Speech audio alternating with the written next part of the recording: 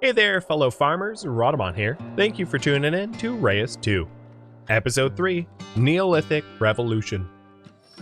So we have another nomad, and I'm going to have you guys pick on what kind of nomad to choose.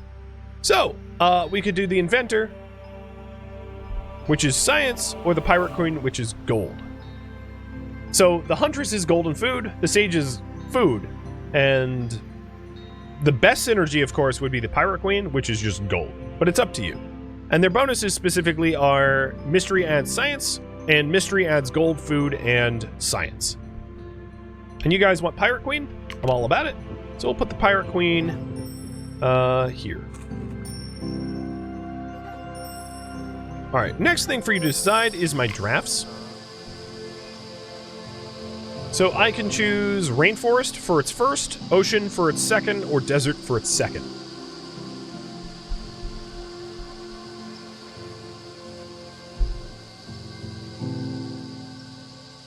Rainforest it is. And then the choices. So bananas have a huge food bonus for adjacent plants. And the Gumbo Limbo have biodiversity science bonuses for how biodiverse the biome is. So if a biome is really biodiverse, it gets a huge science boost. And then it also unlocks taro, which is food and bonus food if adjacent to a mineral, and jungle fowl, which is extra food if the biome has a biodiversity boon of 3 or 6, depending. And then the Gumbo Limbo also unlocks the parakeet, which is gold and biodiversity bonus if adjacent to a tree, and flint, which is science bonus if adjacent to a tree. Looks like banana. I'm all about it. That's obviously would be what I would choose because we have a bunch of food-based leaders here. And then the last choice is the inspiration. So this inspiration is for the huntress. The huntress is, I might remind you, likes animals, food, and gold. So the huntress can get the hunter inspiration to have a certain amount of distinct animals within the borders. A trapper inspiration, which gives gold for distinct animals within the borders. Or the fishing hut for food bonus if there's fish within the borders. And you guys pick hunter, which is going to be the easiest to fulfill. In fact, I've already fulfilled the plus 40 food requirement.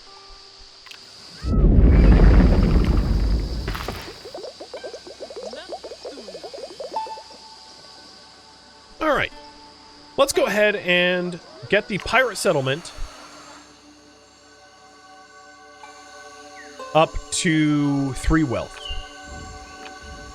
Fulfilling all of this city requests, level 1 requests. Because the Huntress Village's next request is a level 2 request.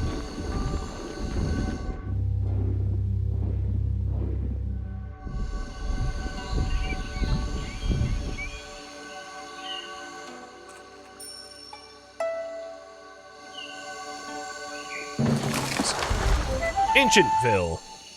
So Ancientville gets a animal boost slot here. And they want wealth, so it'd be good for me to figure out what animal to place which would produce wealth, and that would be a pit viper. So I'm going to put a pit viper here. And pit vipers gain money if adjacent to other critters. So I'm going to put a jungle fowl adjacent to it. So that the pit vipers can become a hunter. And that might raise my wealth enough to fulfill its request. If not, I'll place something else that makes gold. Nope, it fulfilled it. Good. So all the city request level 1s are done. And now we can work on the Huntress Village's level 2 request. So I'm moving my giants over here to help with that. So all it needs is another animal within the borders. That is all they're asking for. So we so far have a sandgrouse, we have an ostrich, and ideally we would want maybe the sandcat, because the sandcat is a baron, so it doesn't block the ostrich, and gains an adjacency of rogue if there's a critter in the biome, and there is. because sand grouses are critters. So it benefits, it has synergy with the sand grouse and synergy with the ostrich, so it is the clear and obvious choice for what to put down. So now, as you can see, it's gaining all of its bonuses, it's gaining all of its bonuses, it's gaining all of its well, it doesn't have any synergy bonuses, but still. And that fulfills that level 2 request, giving us another draft card. So you can see how using symbiosis and strategic draft picks allows you to really maximize the effectiveness of your choices. So I'll have you guys choose what draft card to pick next.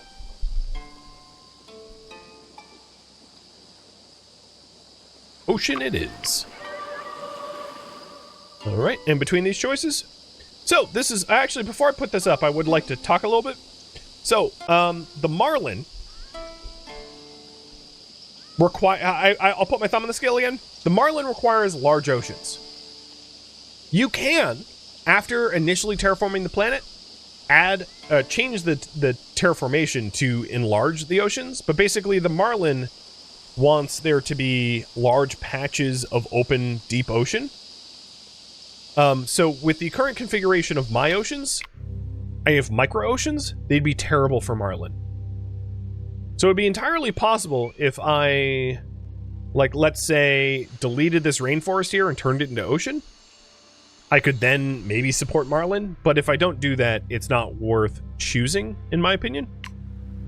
We have the mud volcanoes, and also it's important to note that these marlin are a tier 2 biodocum, so I can only use them in the second era, as is this mud volcano. And this mud volcano outputs science, which none of my spirits require. The pearls require shallow waters adjacent to the coast. They gain a big bonus. And all I have is shallows because I only have small oceans. So what I'm trying to say is there's one clear and obvious choice, but I'm going to let you vote on it anyway. So the pearls are only a level 1 biodocum. And the other thing is that the pearls provide gold, which 2 of my leaders want, right? Both the Huntress and the Pirate Queen are gold-based. So, yeah. As you guessed, the pearls is way better of a choice here.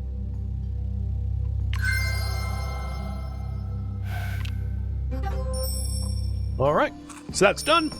Then there's an inspiration to choose. I know, there's a lot of choices. So, this is the inspiration for the Huntress. No, the Pirate Queen. So, a fishing hut, an ocean shrine, or mercenary den. I'm going to choose this. So, ocean and fishing doesn't make any sense because she doesn't have oceans nearby. So, I'm going to do the mercenary den. Plus, she's the Pirate Queen, so it makes most sense. So this is predators within the border. And we already have one predator, so I would just need another predator to fulfill that requirement.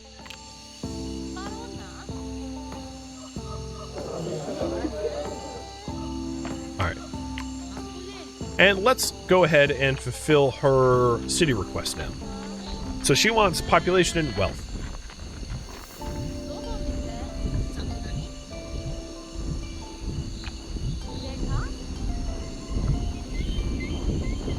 So one thing I could do for population is to have a banana plant. But that might be a little overkill, but I could still do that anyway. A banana tree, and then surrounded by fruit. The papaya tree here would start to add to the population because it would raise the biodiversity above 3 and it would already get its synergy bonuses. Done. So now that's racking in 40 already.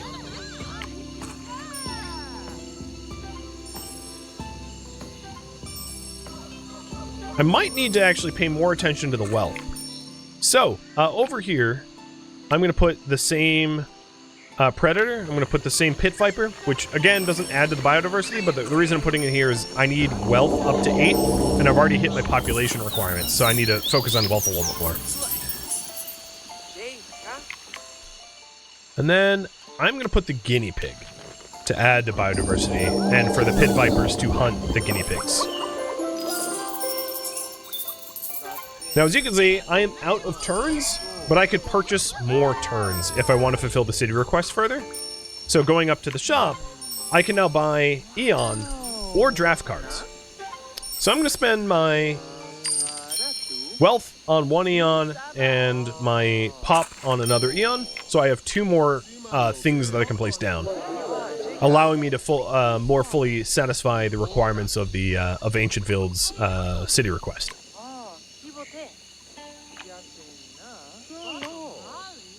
So this mineral here adds wealth if adjacent to an animal, and placing it here is adjacent to a snake.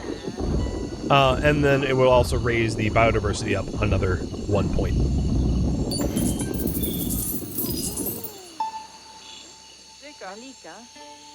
And that should raise my wealth up to 8, I think. And there we go. Wealth is 8. Pirate Queen not having ocean makes more sense. The Pirate Queen, you don't think of pirates as... So, it's just a name. The Pirate Queen is just focused on food and wealth, not so much pirating the oceans or anything like that.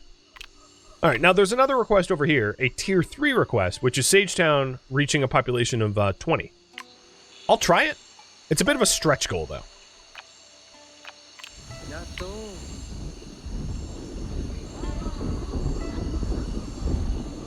So I'm going to buy... Oops. I'm going to buy a little bit more Eon points. So I already have papaya trees and... but what I'm going to try to do is put bananas in.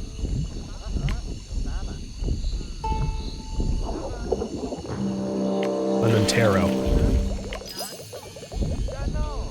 So bananas and taro are adding to the biodiversity because I've never used bananas and taro yet. That should add to food, allowing me to purchase more Eon to raise the Eon limit, but it also gives me a new draft. So I'm going to have you guys choose the draft here.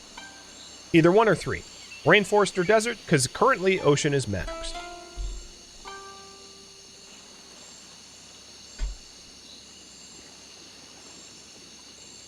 Team Rainforest coming out strong. Alright. Alright, now this is a Rainforest bonus. We have 3 choices here. Jade, which is a tier 2 for gold. Hemp, which is a tier 2 for science. Or Capybara, which is a tier 2 for food.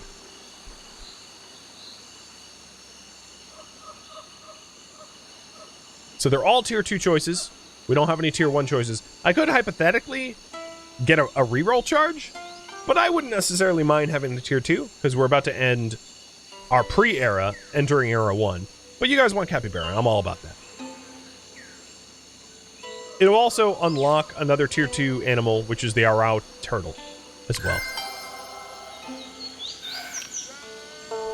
Alright. I do have enough points to get 1 more Eon limit. The Oceanville only went up to size 14. What I could try to do here is to add another fish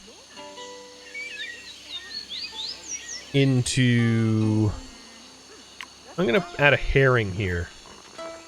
I think that's the most bang for my buck for food. I don't think I'm going to get up to the 20, though. But I'll get close. So now that tune is reaping in a whopping 120 food, raising the food to level 16, I think? Maybe 17?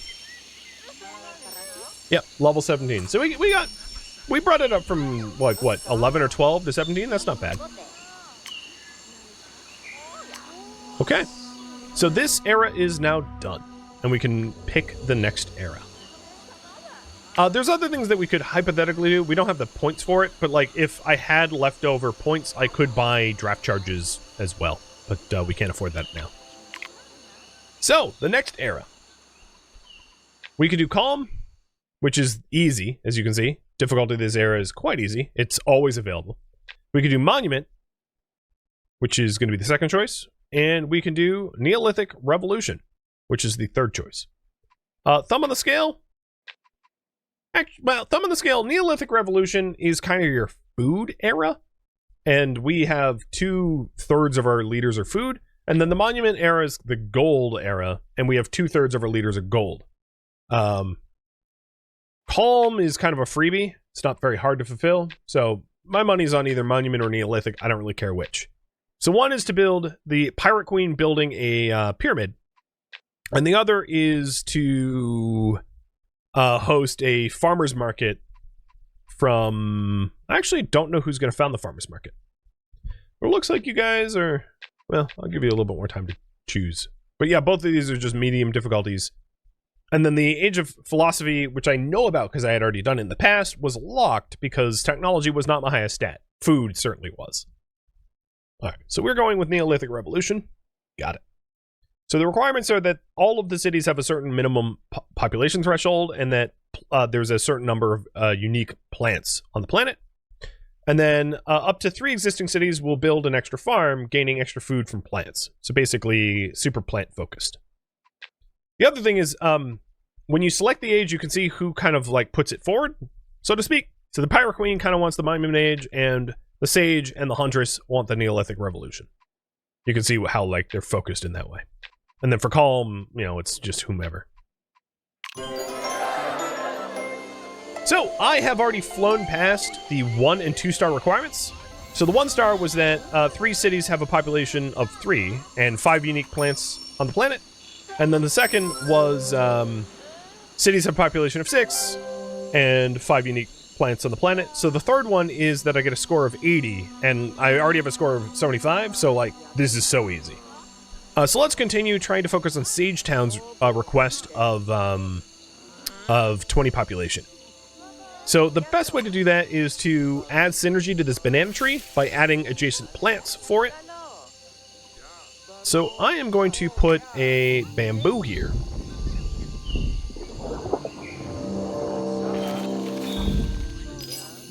And they are going to be spreading out that way.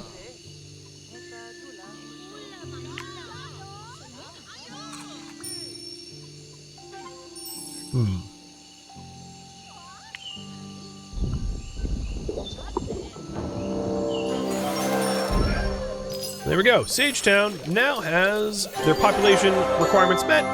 The Neolithic Revolution era is totally done, but I'm going to keep playing to fulfill the other city requests. But hypothetically, I could just advance to the next stage right now and still get 3-star Neolithic Revolution, but I'd rather get more bonuses unlocked before I advance. So we actually raised the population up to 22, so far past 20. One thing to note is that the farm bonus in Oceanville only has 3 out of the 4 bonuses for the farm. So getting 1 more undergrowth biotica would be ideal. So actually, I'm going to replace the tree that I put here with an undergrowth tree to grit the farm up to 4, adding a lot more food as a result. So here, as you can see, the food's going to fly past 22 from that one little change. Way past 22, as you can see.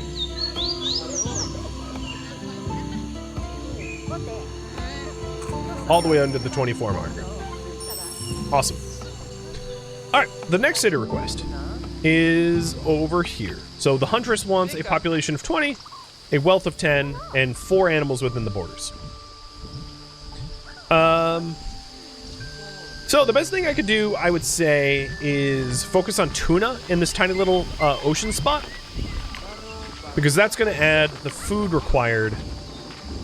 But tuna requires a biodiversity of 4, so I'm going to have to add a lot of biodiversity here. So probably anchovy here, and then some other fish that's gold specific here, because there's a gold booster slot. So I'm going to put the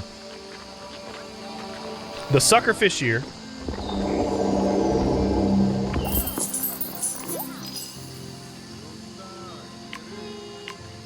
And then, let's see, anchovy, and I know I'm out of zone, but that's fine.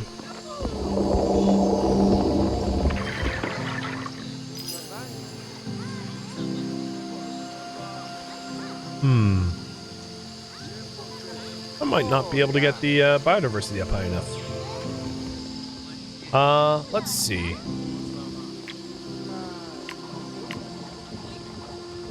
I'm going to turn this into ocean. Because the biodiversity for tuna won't get high enough otherwise. So because I had never placed anything in those desert tiles, I can just turn them into ocean tiles with really no penalty.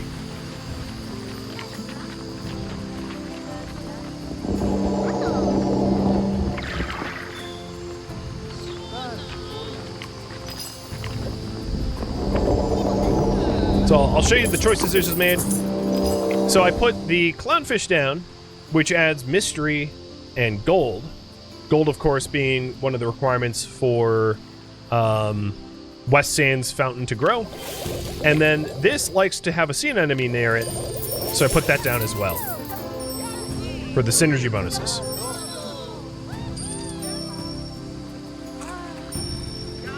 And then that adds a biodiversity total of 6 in this little blue gulf here, which allows me to afford the tuna,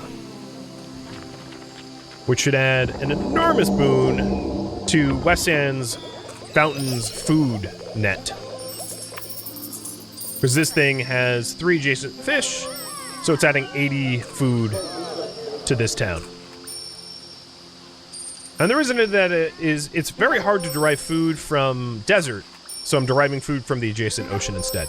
So the food is now at 16 out of 20, which is pretty good. I have a draft card, so I'm going to have you guys decide on what to draft.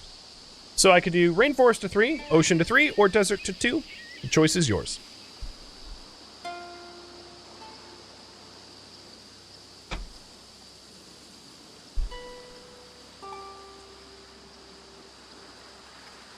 Desert to 2. And then the sub-choices. So the date palm would allow me to add food to the desert, and it gains extra food for each adjacent gold-yielded thing. The Gila monster, which is solitary, so if it's not adjacent to any other animals, it gains a lot of gold and science, and for each adjacent animal, it loses some of that benefit. Or desert salt, which for each distinct barren biodecum in this biome, it gains 15 food, 15 science, 15 gold, and then if it's adjacent to 2 empty slots, it gains 100% bonus food. So, you guys can choose. And all 3 are tier 2.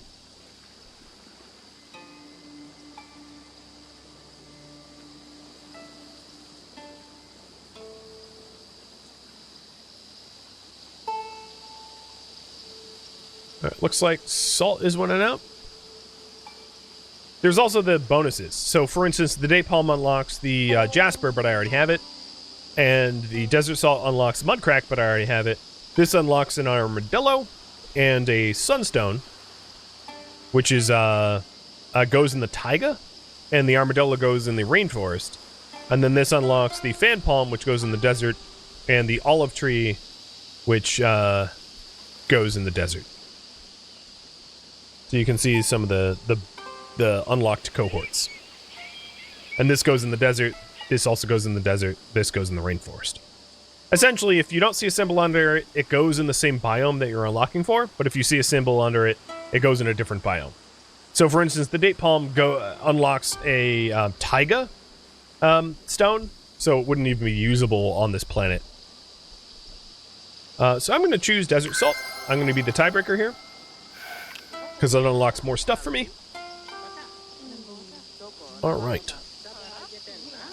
So in order to fulfill them, what I'm going to want to do is start developing this way, because we can't go any further west, because we're maxed out. We're at our border. So I need food and wealth. I need more food than wealth, so I'm going to be focusing mostly on food. I can't put the date palm down yet, because or the olive tree rather, because I don't have any tier 2 slots. And the tier 2 slots are locked in the second until the second era. So I have This symbol right here is my terrain upgrade slots. I have 2 charges that I can use once I get to the second era, but until I get to the second era, I won't have access to that. So how to add food here? Let's see. I could put another sand grouse.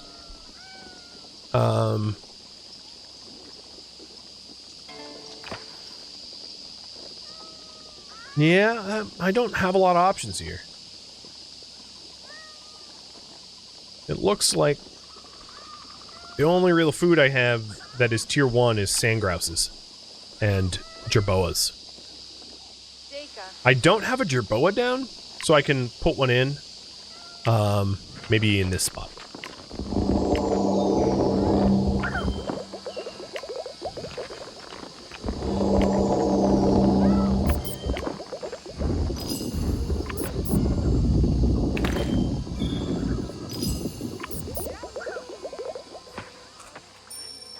Food is up to 17. It's going to be really difficult to get the Huntress Town's requirements fulfilled within the first era, because I still need a lot more food and wealth than I'm probably going to be able to manage.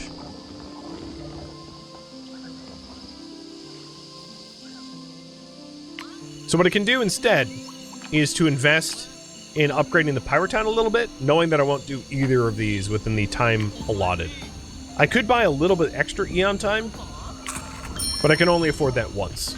Now I'm out of points. So Ancientville wants to grow in population and wealth, but more in wealth than anything else. So taking a look, there are 2 undeveloped tiles here.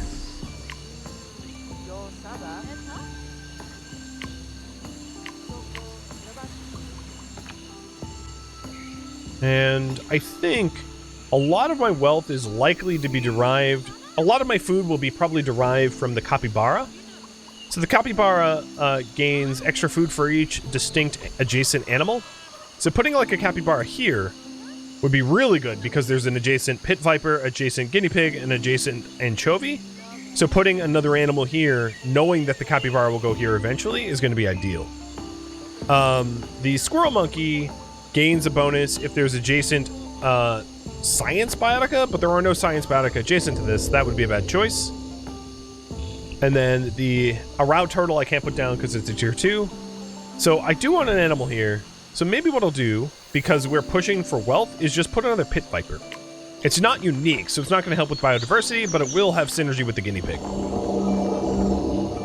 So I'll have a little bit more bonus money as a result.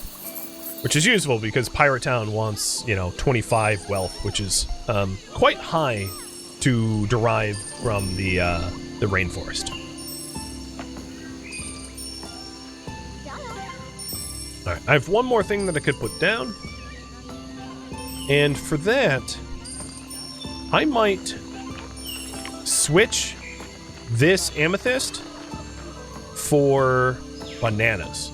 Because the other thing that Pirate Town's going to want is a pretty high population, which means I need a food-dense tile. So putting bananas here, and then putting other plants here, will have those bananas boosted because they're also adjacent to the papaya tree.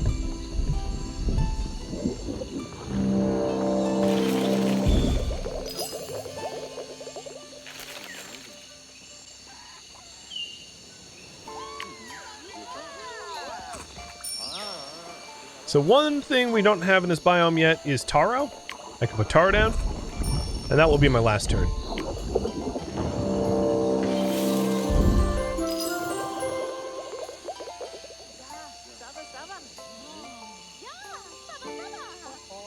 Okay. And I'm just waiting for the city stats to tabulate. I don't have the 20, 30, or 30 to raise the Eon limit. I could buy another draft charge, but I'm not worried about that just yet. So, let's continue to the next era. Oceanville invited other tribes from around the world to host the world's first farmers market.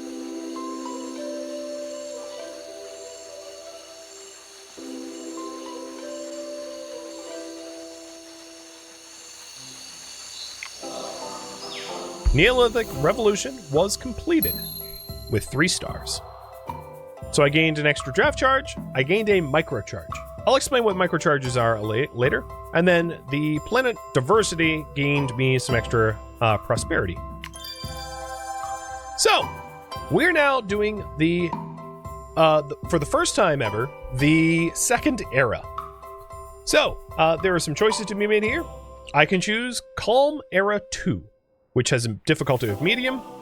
The Castles and Knights era. So the Castles and Knights needs the Sage to gain pop, the Huntress to gain technology, and the Pirate Queen to gain wealth. And then each leader will build a castle. Or the Revolution, which is the Huntress gains population. And those are the three choices here. So Calm, Castles and Knights, or Revolution.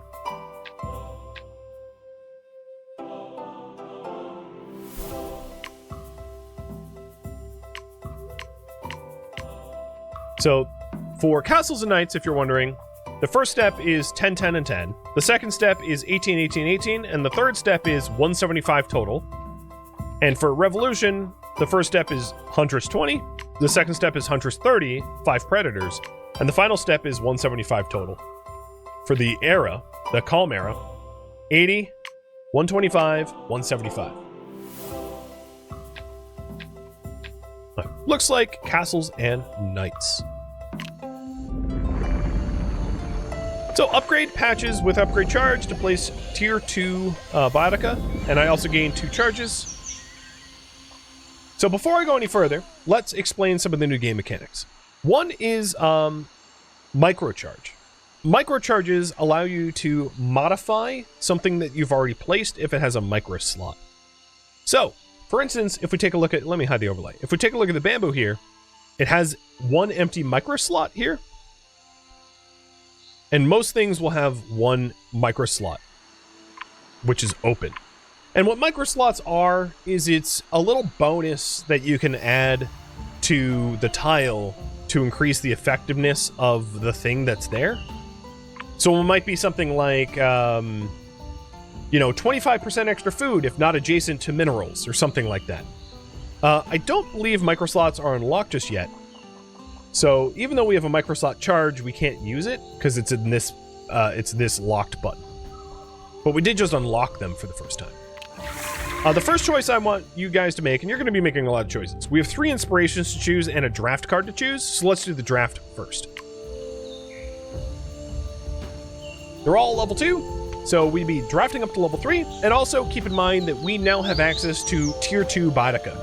So picking choices within these drafts that are tier 2 is now beneficial because we have access to tier 2 stuff.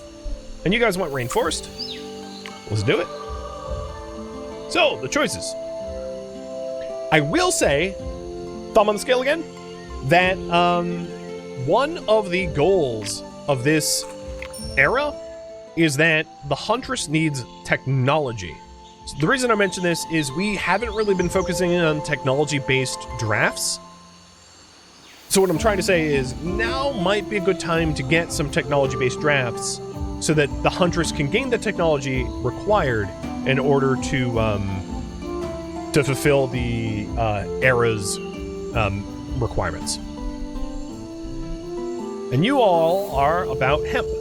All right, so the hemp is going to unlock iguanas, spider monkeys, and flint with it. And it is a rainforest science bonus. All right, so now let's choose the inspirations. So Oceanville.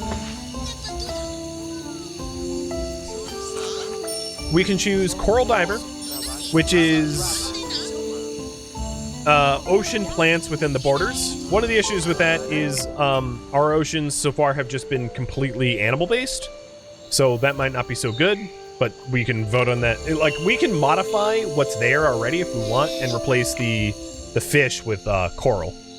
The mill, which is a food bonus if there are plants within the borders, and I already have 6 plants within the borders out of the total 8 for the max bonus, or Cake Baker. So the Cake Baker is the hardest, but most fulfilling, as you can see. It has a bonus of up to 240 food if done, and that is to have fruit Biotica within the borders. And I only have 2 fruit Biotica within the borders so far, but if you pick Cake Baker, I will focus more on fruit to try to get that Cake Baker bonus. So as you can see, the the inspirations are for each era, they become more impactful, I suppose.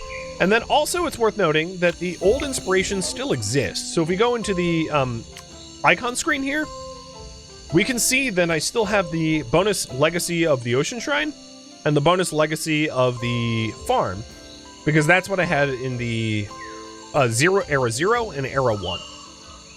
So these legacy bonuses still exist.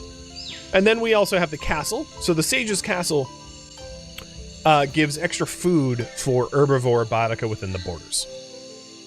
So the more herbivores I have, the better. Gaining extra food. And that's what all that food that just spilled into Oceanville, making it grow, that was from the Crimson Castle bonus here.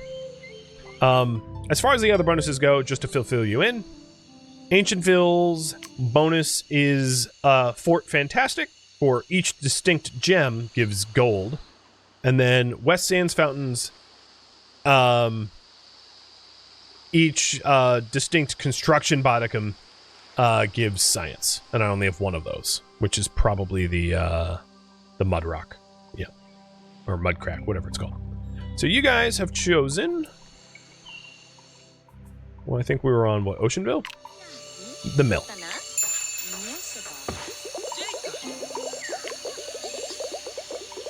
So now with the mill, you can see that bonus appear. We just gained 80 extra food from just choosing that inspiration because I've already fulfilled it. So Oceanville is now growing like crazy. They're up to almost size 30. The next one is going to be Ancientville. So Ancientville has 2 progress towards the fishing fleet. Up to 6 fish within borders. It has 4 progress out of 6 for the tavern, which is distinct animals within the border, or 0 progress out of total of 5 for distinct gems within the border. So I'm almost maxed out tavern. I have very little progress fishing and absolutely no progress for amulets. So tavern is what you guys choose. Sounds like a fun place to live, where they have hunters and a tavern. Count me in. All right, and then last but not least, we've got the hunter. So again, choices. We have 3 progress out of a total of 6 for the fishing fleet, 7 out of 6 for the tavern. So again, tavern's already maxed. Or 5 out of 5 for the butcher. So butcher's already maxed. So the tavern's maxed, the butcher's maxed, and you can choose which one you guys want.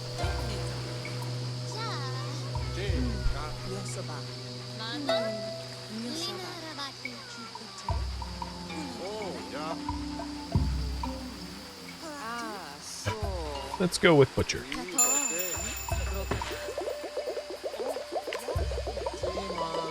Cool. Now, one of the other things that you can note is I have conflicting requirements. So I have 0 stars towards castles and knights. So as much as I would like to fulfill the city requests, I really want to start fulfilling castles and knights. So what I need to do is the huntress needs to start getting science, because without a technology of 10, I can't even fulfill 1-star castles and knights. So I'm going to move my giants over here and figure out how I'm going to modify the terrain over here in order to get that technology higher. So one obvious choice, I'm just going to look at whatever can get me the most bang for my buck for technology in the desert, which isn't much, unfortunately.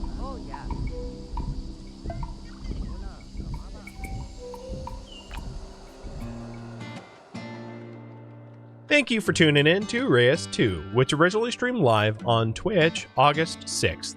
If you have any feedback or questions for me, let me know in the comments below. If you would like to catch a live stream of mine, Rhadamant.com has my stream schedule and countdown timers to upcoming streams. If you would like to join my online gaming community on Discord, Rhadamant.com has a link to it, as does the description of this video. Thank you so very much for watching, and a special thank you to my Patreon patrons, Twitch subscribers, and viewers like you that support the channel and made it all the way to the credits. Thank you so very much. I hope to catch you next episode or an upcoming stream. Farewell, my fellow giants.